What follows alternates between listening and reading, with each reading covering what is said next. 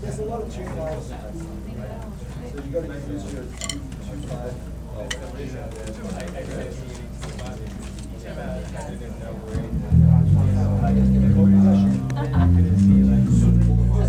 Two chords here, right? That's the 2 chords, that's the 5 chords.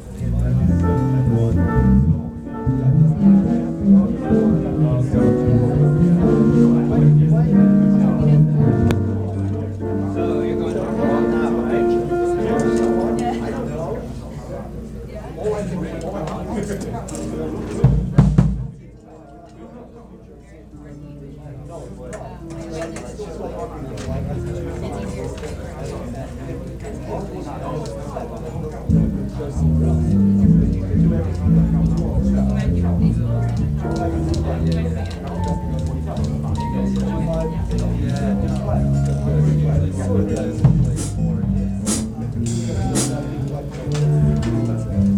All right.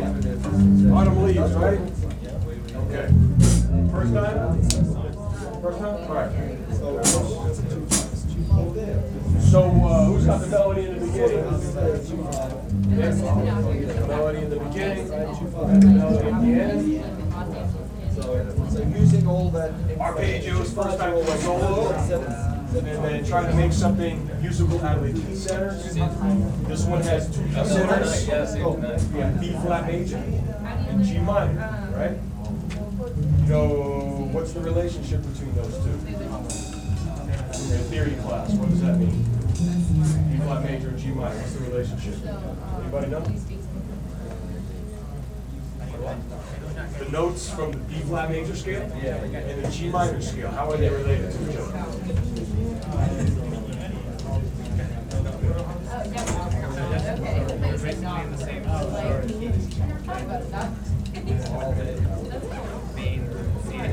Theory level 2. Relative minor, relative major, relative minor, they have the same notes. It's like the same family members. Sort of like dating your sister or brother. Physically speaking, of course. My God. So, they have the same notes, but what we want you to do is try to make them sound different from each other. Make the B flat major sound like a happy major sound, and the G minor sound sad. Right? So try to make a distinguishing difference between those two, even though it's the same notes. In your solo. 2 feel for the melody on the A section, 4/4 on the bridge, and this is shuffling notes, right?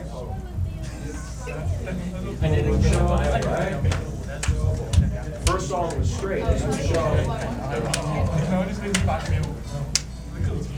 Okay, and for the drums, there's a pickup on the melody on 2, so we'll give them 5 beats. Give them like 1, 2, 3, 4, 1. Alright, good, good.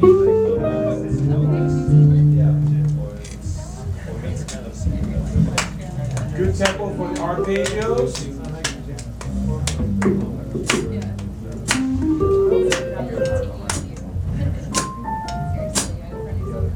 it up.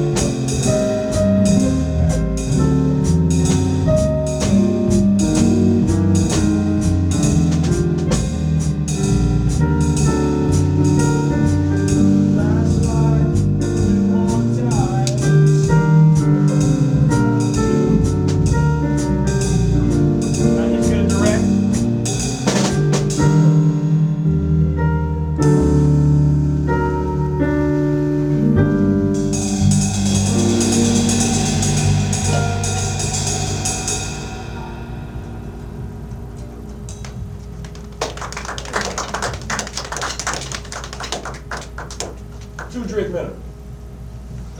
All right, I thought that was not bad for the first tune. It's first time on this song. Got to kind of get the arpeggios a little more under our belt so we understand where the harmony is moving. And I want to hear a little bit more of a difference between the B flat major and the G minor. I was not hearing, like on the piano, not hearing like a clear distinction between the two. I was hearing it nicely in Jonathan. I thought you kind of separated the major from the minor sound. You did a pretty good job of doing that. But I thought that definitely that's the idea. So trying to get a little bit of separation between those two tonalities, even though it's the same notes. On the drums, we got to be a little more conscious of the time, keeping the time. I thought the solo was kind of abstract, though. It was an abstract solo. It was interesting. But yeah, just a little more solid on the time. With this, it's a lot about the 2 and 4. Clicking the hi-hat on 2 and 4 and being nice and solid, getting that good lock with the bass line. Time. But not bad for the first time, but we got a little polishing up to do. Take it away, Mark.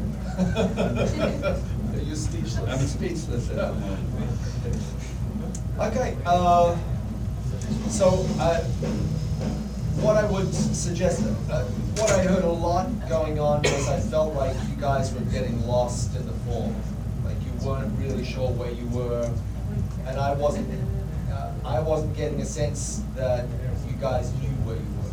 So it was very meandering. You were just sort of like wandering through notes. Could have been in the major, could have been in G minor, could have been in the key of D. Times it was like in weird keys. So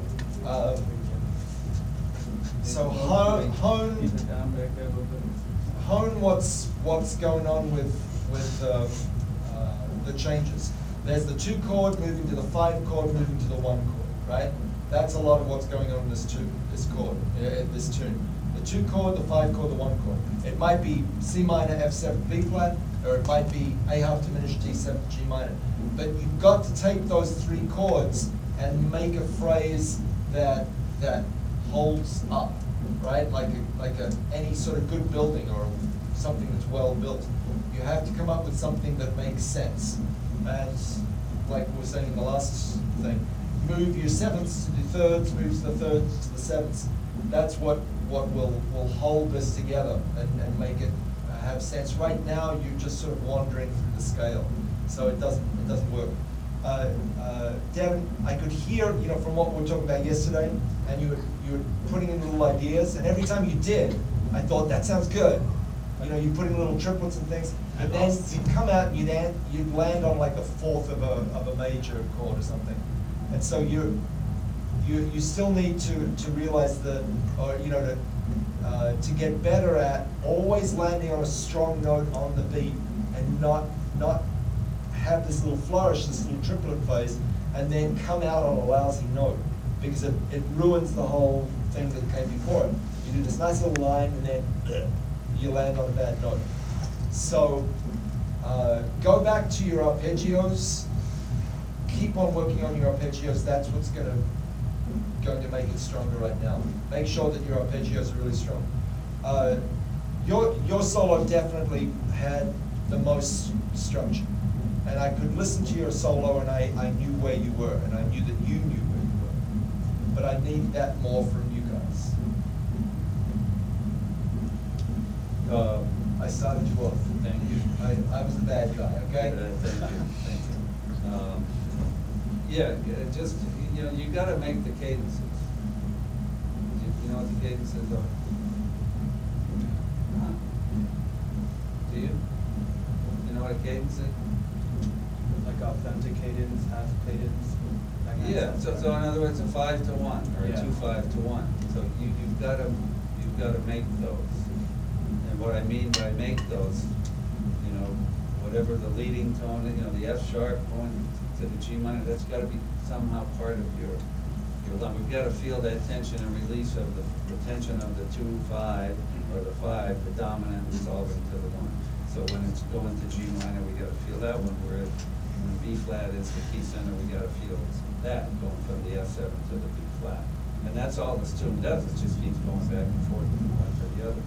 You know, the A part of the tune starts out in major and goes to the relative minor, which is G minor. The bridge does the opposite, it starts in minor and then goes to the relative major. Right, so you gotta make those cadences. Other thoughts, the time, you know, in general was kind of lackadaisical. So between the drums and the bass, you both have to stay on top of the time a little bit better. And your drum solo, there was one trade of bass where you like played a long succession of downbeats. You know, it was like ding, ding, ding, ding. There was a whole bunch of downbeats. You can't do that. Okay. It's got to be the 2 and the 4. It's got to be offbeat oriented. You know, the and a 2, the and a 4. That's you've got to hear. You know, I think Greg put some of those rhythms on the board for you guys somewhere in the last few weeks. I mean, good do da dee dum bum bum ba dum bum bum da dee dee da bum bum. You know, that's got to be sort of what you're feeling. You know, it can't be dum, dum, dum, dum, dum. You know, that's like the marching band or something. That's, you know, that's not this music.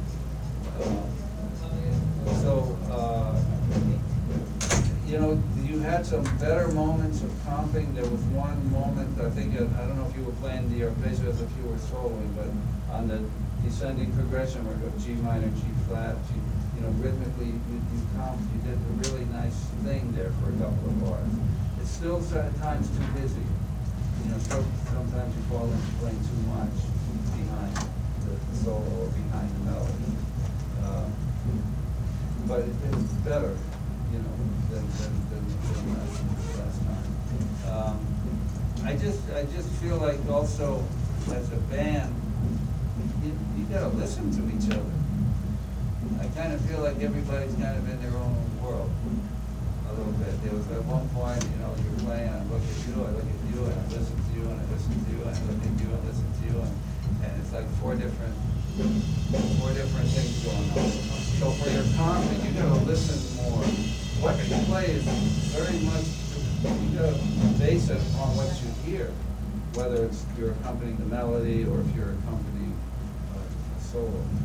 You gotta base what you play on what you hear somebody playing. And that's kind of how it felt, you know, the yawn. It felt tired. You know, that's a good metaphor for how it felt. And you know, your feel is usually good, and it's kind of good, but tonight it's just it's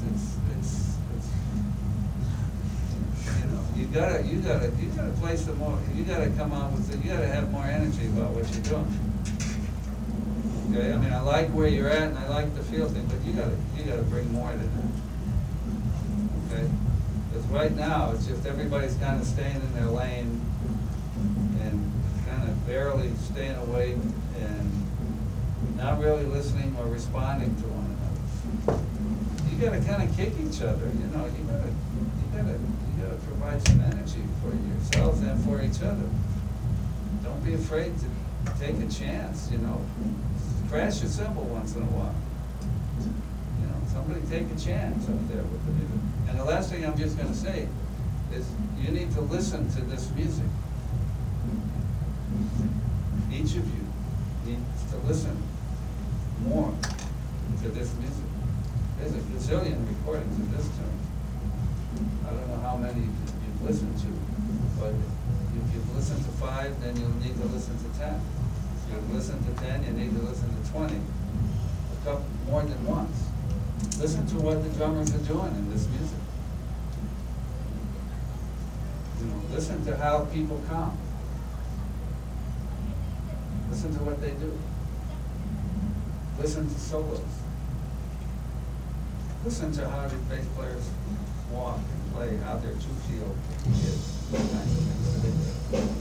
That's a big part of learning to deal with this style. You gotta listen frequently. So I just want to encourage you to do that. And that's where your training skills pay off. Because in the real world, you can't survive without your ears. real musical world. Pick out a little something that you hear, you know, whether it's like 2 bars or 4 bars of a solo, or particular voicing or confident rhythm that somebody does. And just to, you gotta digest the vocabulary. It's rhythmic, it's harmonic, it's melodic. Just some listening. Is the next band ready to go here? Yeah. Okay, let's go ahead and get the next band up. Kim, can you give her a few pointers? Sure.